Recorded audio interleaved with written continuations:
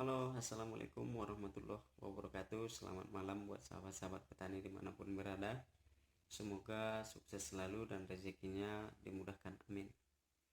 Kembali di channel Ahmad Fauzi. Baik, aktivitas kita malam ini adalah menyiapkan nutrisi tambahan ataupun pupuk organik cair yang kita buat dari air bekas cucian beras untuk tanaman cabai kita yang baru saja selesai kita pindah tanam, di mana air bekas cucian beras ini banyak sekali mengandung nutrisi dan bakteri baik yang sangat dibutuhkan tanaman kita nantinya, sehingga tanaman kita tumbuh lebih subur dan sehat.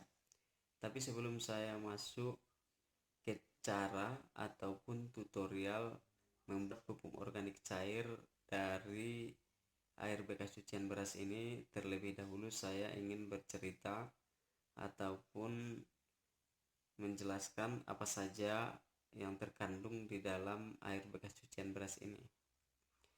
Yang pertama, di dalam air cucian beras ini mengandung 90% karbohidrat dalam jumlah tinggi, sehingga karbohidrat yang dalam jumlah tinggi ini nantinya akan berproses dan membentuk hormon tumbuh. Di antaranya hormon tumbuh yang saya maksud ini adalah ada auksin, giberlin, dan alanin, di mana ketiga-tiga hormon ini berfungsi untuk merangsang pertumbuhan pucuk daun dan mengangkut makanan ke sel-sel terpenting daun dan batang tanaman yang kita budidayakan. Selanjutnya, dari segi mikroorganisme, air bekas cucian beras ini juga mengandung beberapa jenis bakteri yang sangat dibutuhkan tanaman kita nantinya. Yang pertama, ada jenis bakteri yang khusus menghambat perkembangan patogen-patogen jahat ataupun bakteri-bakteri jahat yang ada di tanah, sehingga tanaman kita nantinya terhindar dari layu fusarium. Kemudian bakteri yang kedua adalah bakteri pengurai, sehingga karbohidrat yang terkandung di dalam air cucian beras ini akan diurai ataupun akan diproses sehingga membentuk hormon tumbuh yang saya jelaskan tadi.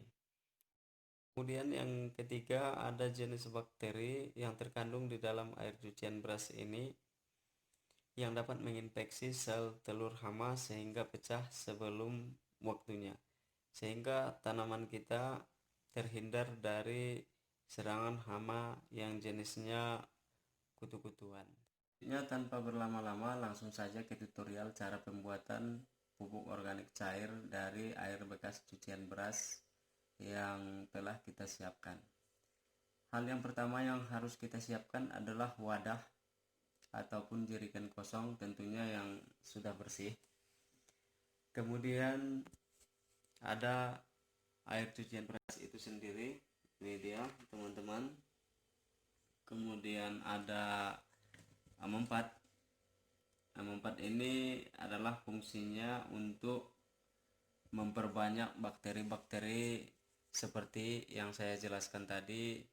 Yang pertama adalah ada bakteri penghambat perkembangan patogen jahat, kemudian bakteri pembentuk hormon tumbuh, kemudian bakteri yang dapat menginfeksi sel telur hama, sehingga bakteri-bakteri yang ada nantinya di dalam air bekas cucian beras ini berkembang menjadi banyak.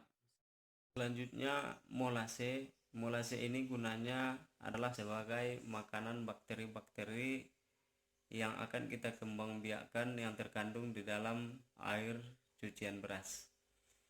Dalam hal ini, molase kita ganti dengan gula merah sebagai makanan daripada bakteri-bakteri yang terkandung di dalam air cucian beras ini. Langkah yang selanjutnya adalah menuangkan air bekas cucian beras ini ke dalam wadah yang sudah kita siapkan tadi.